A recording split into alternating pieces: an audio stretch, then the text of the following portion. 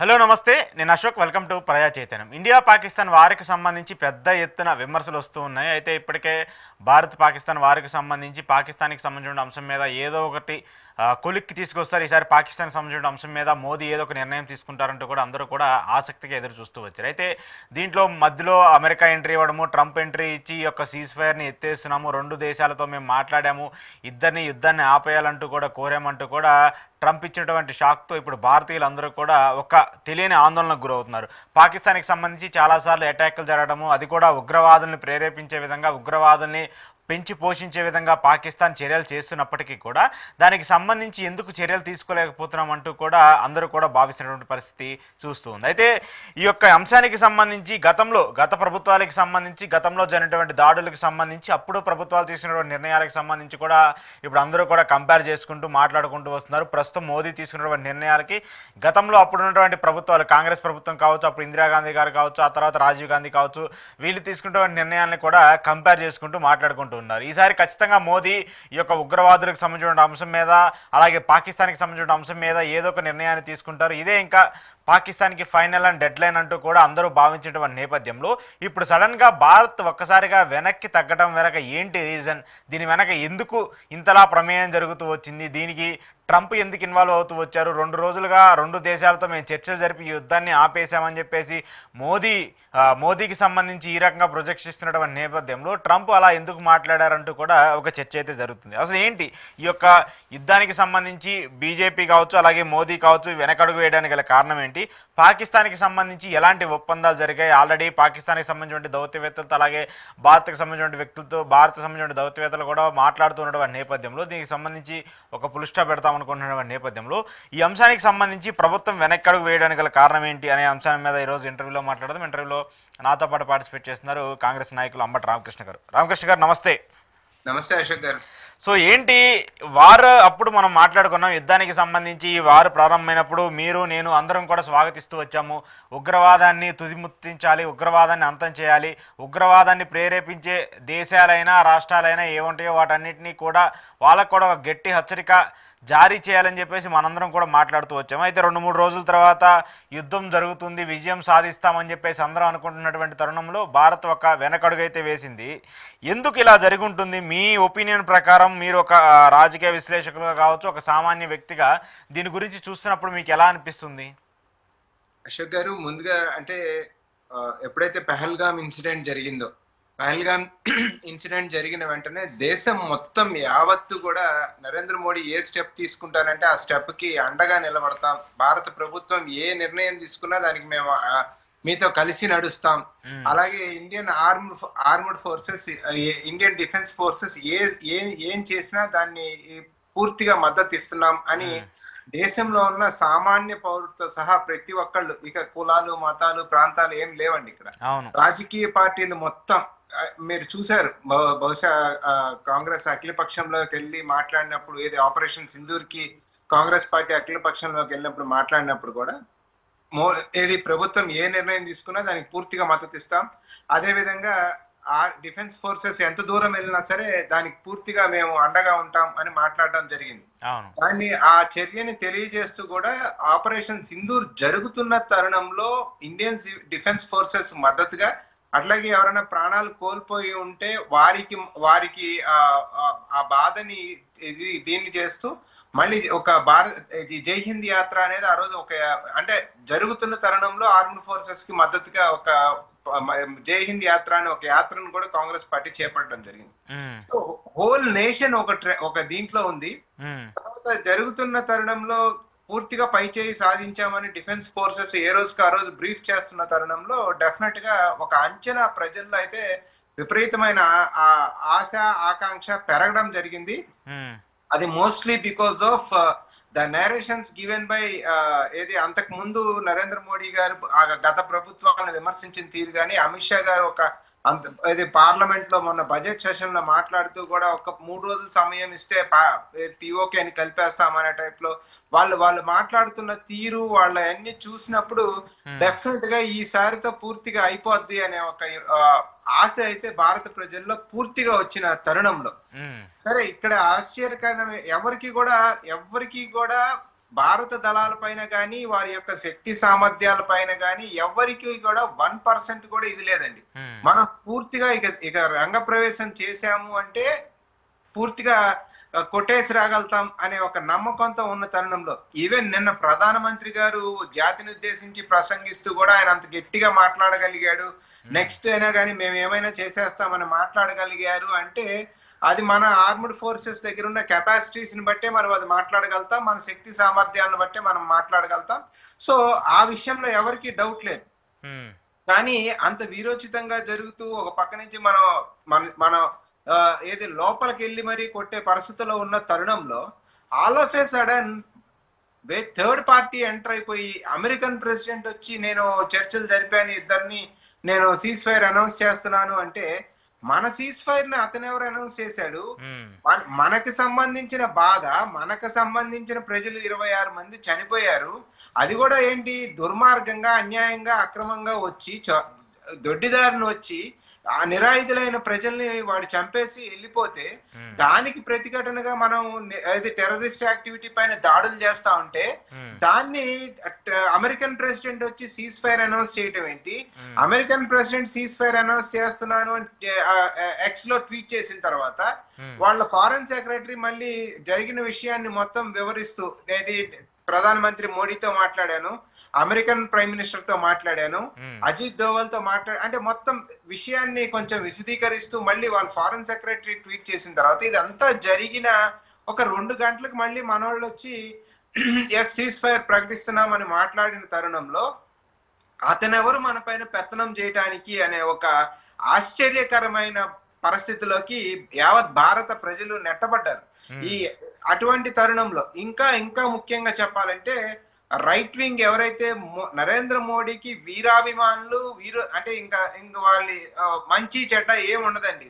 నరేంద్ర మోడీ కనుక వాళ్ళని దూకేయండి అంటే దూకేస్తారు. అటువంటి సైన్యం ఉంది అతని దగ్గర, ఏది మనకి సోషల్ మీడియాలో.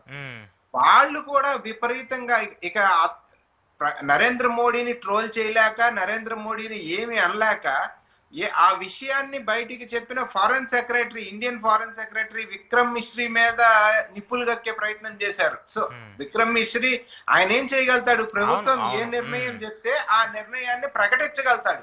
సో ఆ నిర్ణయాన్ని ప్రకటించినందుకు జీర్ణించుకోలేక ఒక పక్కన వాళ్ళ అభిమాన ఇతన్ని ఏమి అనలేక విక్రమ్ మిశ్రీ మీద కోపాన్ని వెళ్ళగక్కిన తీరు మనం చూసిన తరుణంలో డెఫినెట్ గా నిన్న ప్రధాని గారు మాట్లాడుతూ సీజ్ ఫైర్ ని అనౌన్స్ చేసిన తర్వాత, అనౌన్స్ కూడా ఏది ట్రంప్ చేసిన తర్వాత మళ్ళా రెండో ట్వీట్ ఏం చేశాడు? ఈ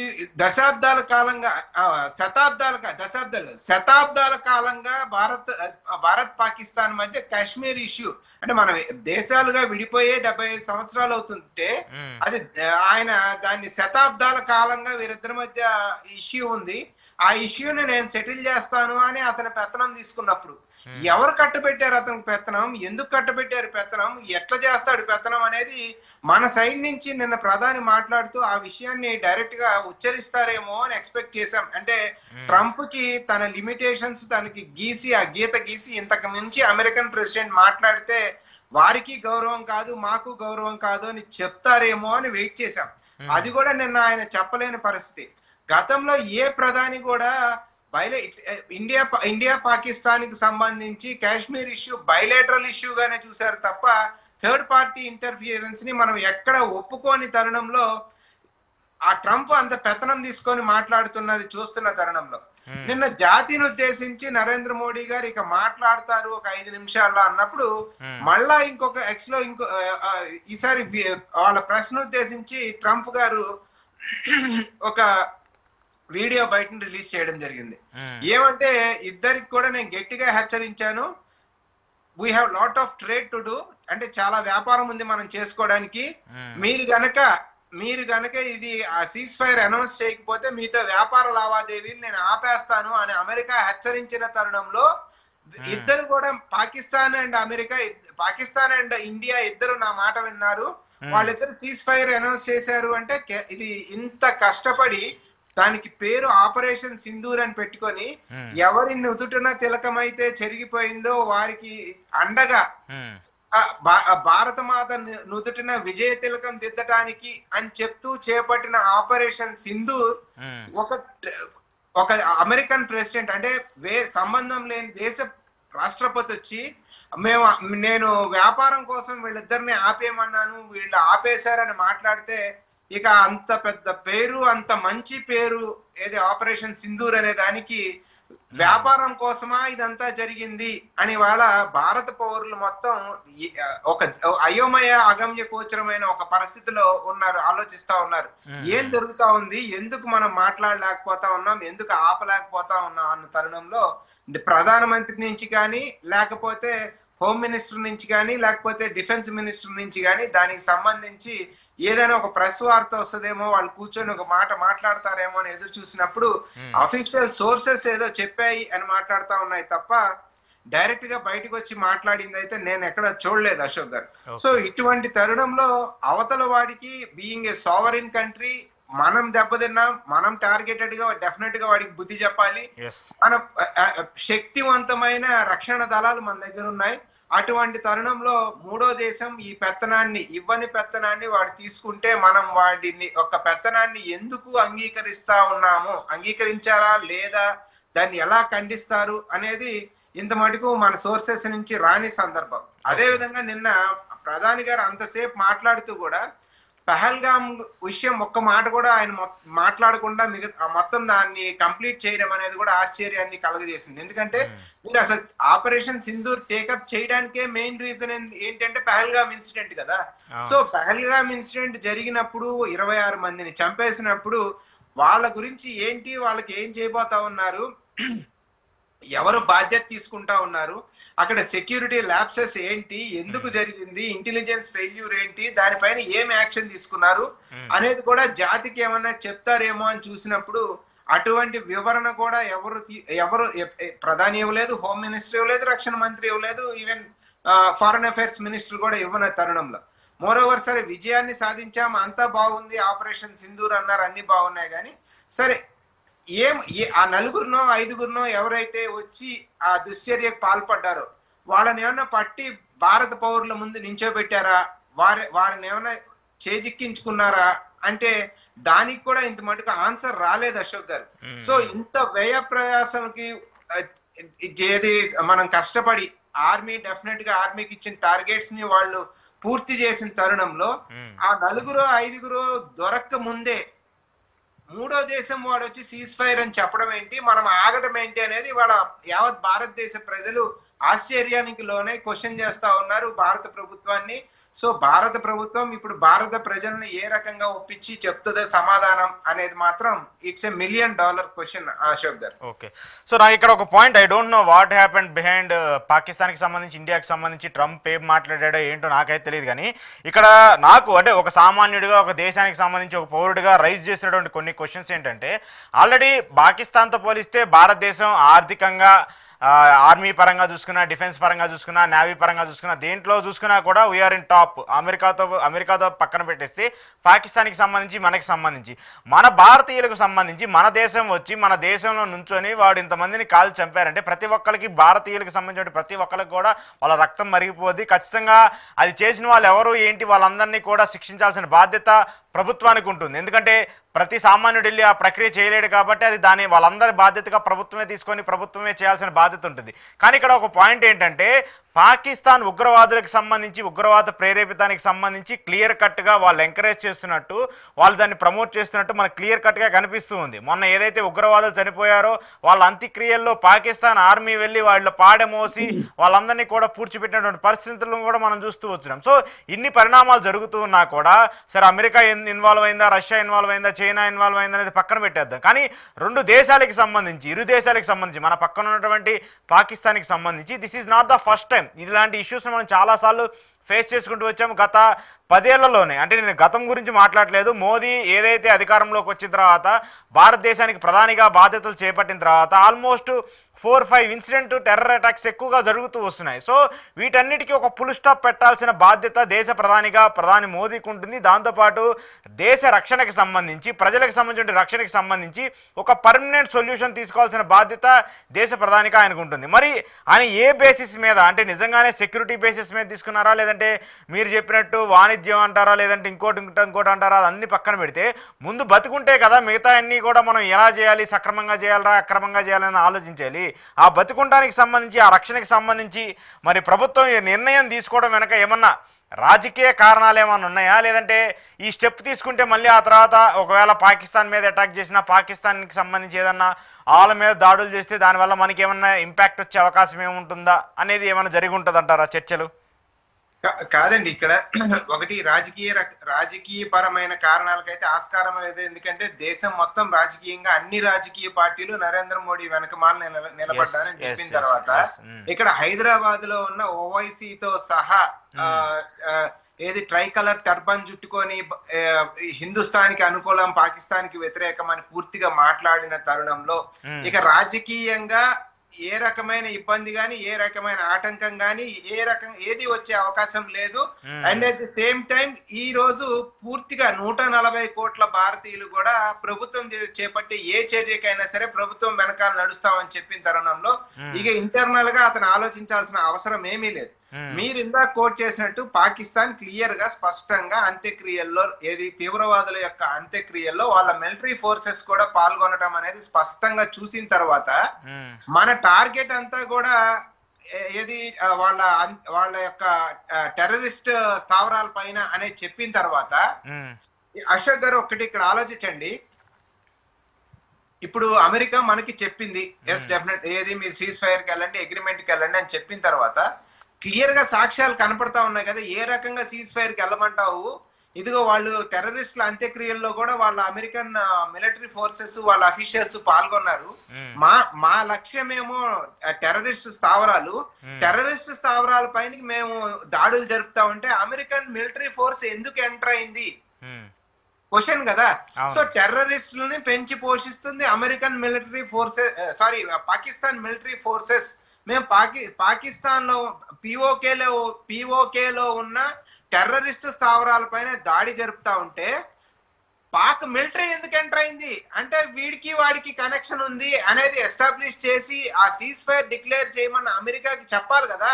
సో అప్పుడు సీజ్ ఫైర్ కి వెళ్ళండి అని ఏ ప్రతిపాదన అయితే పెట్టాడో సరే వాడితోనే చెప్పాలి కదా. ఎస్ డెఫినెట్ గా నువ్వు పాకిస్తాన్ ఒప్పించు, మా 26 మందిని ఎవరినైతే చంపారో ఆ 4-5 తెచ్చి ముందు పెట్టమని చెప్పండి, వాళ్ళని మాకు అప్పచెప్పమనండి, ఆ తర్వాత డిస్కషన్స్ మొదలు పెడతామని చెప్పాలి కదా.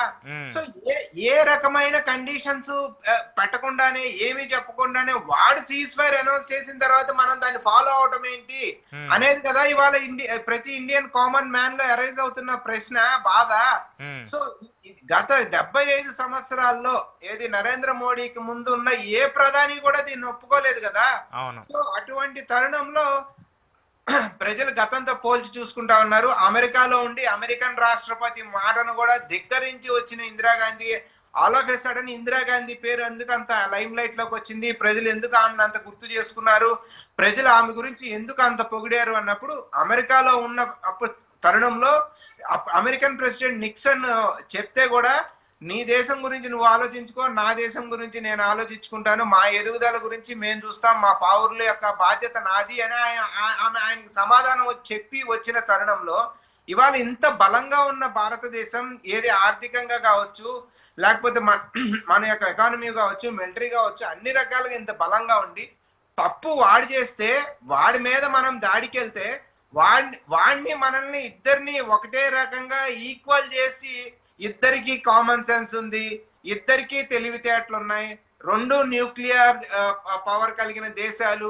అని అంటే దొంగతనం చేసినోడిని పోగొట్టుకున్నోడిని ఇద్దరిని కూడా వాడు ఈక్వలైజ్ చేసి మాట్లాడుతూ ఉన్న తరుణంలో గట్టిగా ప్రతిఘటించి దాన్ని చెప్పాల్సిన బాధ్యత, చెప్పాల్సిన అవసరం అయితే ఈ రోజు ప్రభుత్వానికి ఉంది కదా.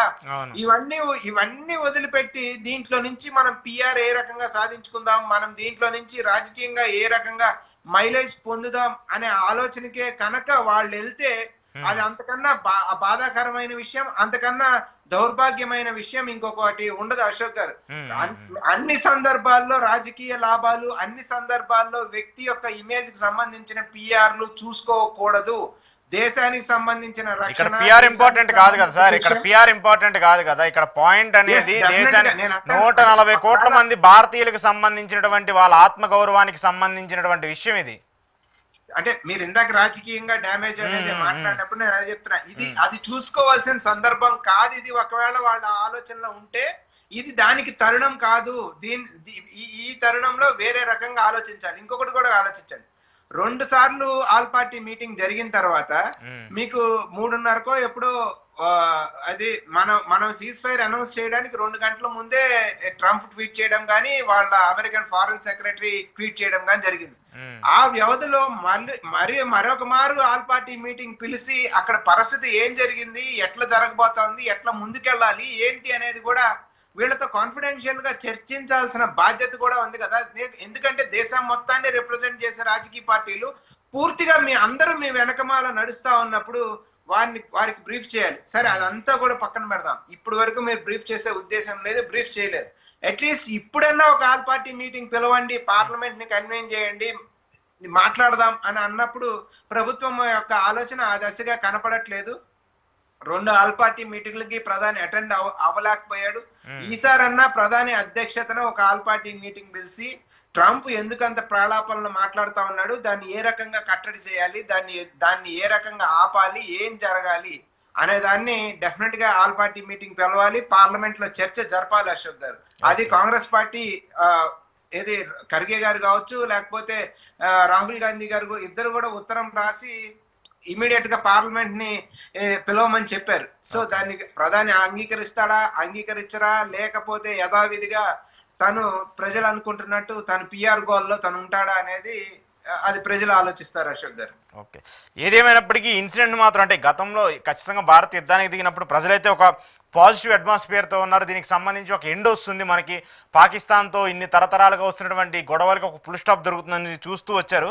కానీ మోదీ తీసుకున్నటువంటి నిర్ణయం అంటారా, మరి అది ఏ ప్రాతిపదికన తీసుకున్నారో తెలియదు. కానీ వాళ్ళు తీసుకున్నటువంటి నిర్ణయంలో కొంత జనాలు అయితే డిసప్పాయింట్లో ఉన్నారు. మరి దీనికి సంబంధించి రాబోయే రోజుల్లో ప్రభుత్వం ఏం చేస్తుంది ఏంటనేది కూడా చూద్దాం sir. Thank you Ambati Ramakrishna గారు, థ్యాంక్ యూ వెరీ మచ్ మీ సమయాన్ని మాకు ఇచ్చినందుకు. ఇది ఈరోజు అంబటి రామకృష్ణ గారితో ఆపరేషన్ సింధూర్ 2.0కి సంబంధించిన స్పెషల్ ఇంటర్వ్యూ. చూస్తూనే ఉండండి ప్రజాచైతన్యం.